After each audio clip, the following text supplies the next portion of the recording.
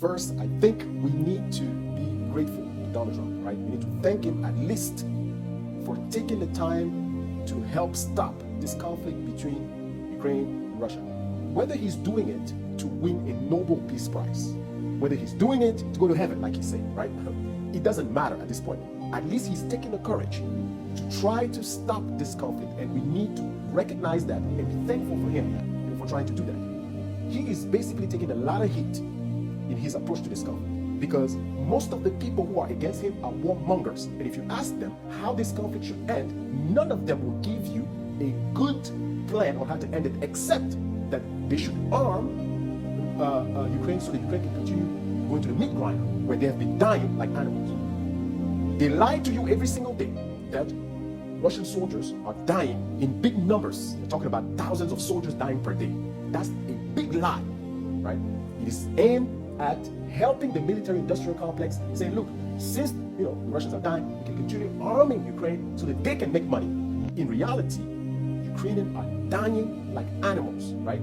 A hack that was done by some of the Russians found out, in some secret documents from the Ukrainian government, that at least 1.7 million Ukrainians have either died or disappeared. We don't know where they are. So those are the people who are criticizing Donald Trump. Almost all of them want this war to continue. The mainstream propaganda media, right, that are encouraging this war to continue is because they're making money from the companies that are investing in stocks in the military-industrial complex.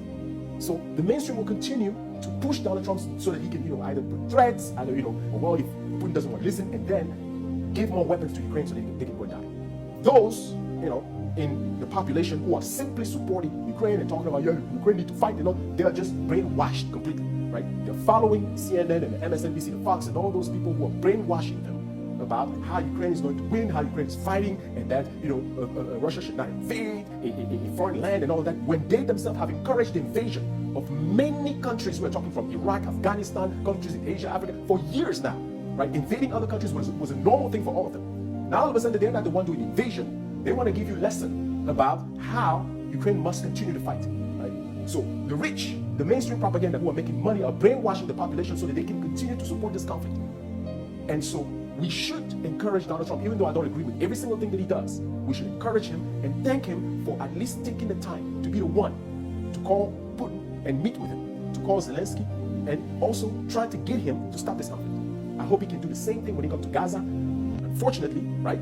But in this conflict, he should be encouraged.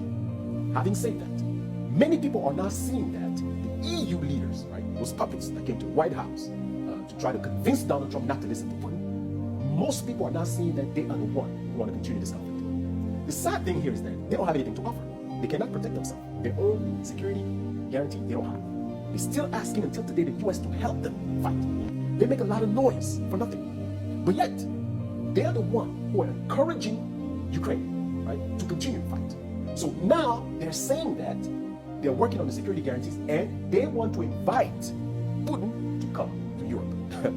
These same people who in 2022, and even recently when Biden was still in power, they were like, no one should be talking to Vladimir Putin. No one should try to negotiate with him, including Zelensky. They even passed a law saying that it is forbidden negotiating with the Russians, specifically Vladimir Putin, because in their head, they were thinking that they will remove him from power. And these people, they really were thinking seriously that they could go that far. And this is how messed up they are. And that's why I say they're on drugs. I cannot believe that these people are actually believing that they can remove Vladimir Putin from power.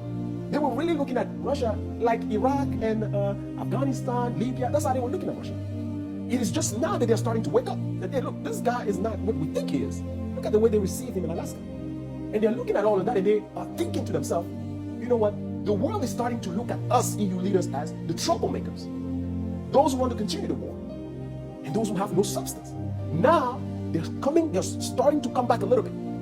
Macron and all of them, they're talking about, hey, look, if Putin is going to meet with Zelensky, that he should be in Geneva, in Switzerland, or somewhere in Hungary or whatever. Right? Now you have Switzerland coming in there talking about, you know what? We will not arrest Putin if he decides to come meet Zelensky in Europe. They want to be relevant. Now all of a sudden they want to have a meeting in Europe, right?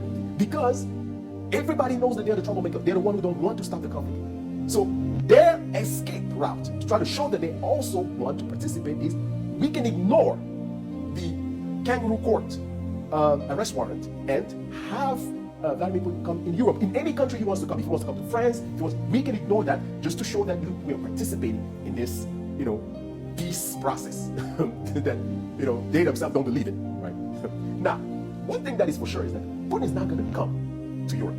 Putin would purposely not go to Europe just so that he can send a message clearly to Europe that, you know what, you're no longer relevant in this conversation. We're done with you. I mean, what do you have to show for Europe? You have nothing to show for. On Monday, you come to the White House and trying to get Donald Trump not to pursue peace. And then when you don't succeed, the next day, you're saying that you're open to host Putin in Europe. Come on now. You chose to bring yourself down. So trying to think that you can convince all of us that you want peace, this is definitely delusional. I'm telling you, it's better for you to stay in your position and stay quiet, because at the end of the day, whether you all talk or you don't talk, it doesn't matter at this point, right? Whoever is following you, which is the mainstream propaganda media and those who are brainwashing into believing that you can actually do something, they will continue to follow you, right? But we all know your position, EU, right? Is that you have no position, right? Where the wind blows, you just follow. You are here just to accompany the most powerful. That's it, right? So you cannot fool anyone here. Right? The reality is that Putin, if he does decide to meet with Zelensky, trust me when I tell you, it's not going to be Europe.